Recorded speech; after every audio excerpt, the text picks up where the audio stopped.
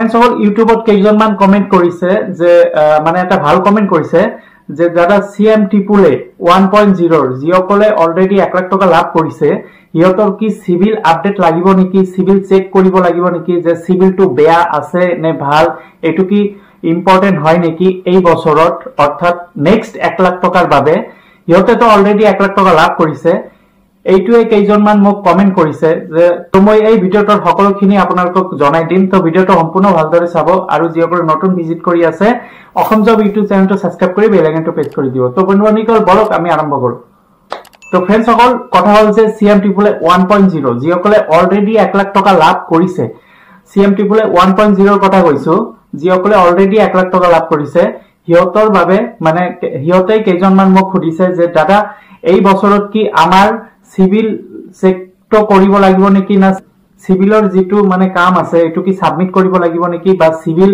DIC অফিসৰ পৰা সিভিলটো কি important হয় নেকি যে সিভিল যদি বেয়া হয় তেন্তে আমি নেক্সট 1 লাখ টাকা পাম নে না পাম তো আপোনালোকক কব বিচাৰিছো যে আপোনালোকে যেতিয়া সিলেক্টেড হৈছে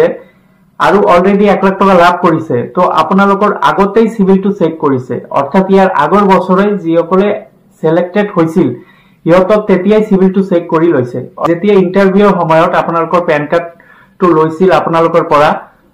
যেনে মোৰ যেতিয়া ইন্টাৰভিউ হৈছিল ময়ো বেনিফিচিয়াৰি হও সিএম টিপুলে 1.0 মোৰ ইন্টাৰভিউৰ সময়ত মোৰ পেন কাৰ্ডটো হিয়তে দেখিছিল অৰ্থাৎ পেন কাৰ্ডৰ নাম্বাৰটো হিয়তে চেক কৰিছিল হেইভাবে মোৰ সিভিলটো ভাল আছিল বাবে মই লোনটো পাইছিলো এটো হৈছিল সিএম টিপুলে 1.0 ৰ কথা কৈছো দে সিএম টিপুলে 2.0 নহয় তো যিসকলে অলরেডি 1 লাখ টাকা লাভ কৰিছে হিয়তৰে কথা কৈছো আজি তো বন্ধুসকল আপোনালোকে যদি অলৰেডি 1 লাখ টাকা লাভ কৰিছে অৰ্থাৎ আপোনালোকে সিএম টিপুলে 1.0 ফাৰ্স্ট পৰ্যায়ৰ বেনিফিচিয়াৰি হয় ফাৰ্স্ট পৰ্যায়ৰ যুৱক যুৱতী হয় তেন্তে আপোনালোকৰ কোনো টেনচন নকৰিব সিভিল চেকটো আগতেই কৰিছিল অৰ্থাৎ ইয়াৰ আগৰ বছৰতে আপোনালোকৰ সিভিল চেকটো কৰা হৈছিল হেইভাবে আপোনালোকে 1 লাখ টাকা অলৰেডি পায়ে গৈছে তো फ्रेंड्स সকল এই বছৰত আৰু 1 লাখ টাকা পাব এই 1 লাখ টাকা পাব বাবে আপোনালোকৰ কোনো সিভিল চেক টেক নকৰিব আপোনালোকৰ অকল দোকানত গৈ ভেৰিফিকেশন কৰিব এইটোৱে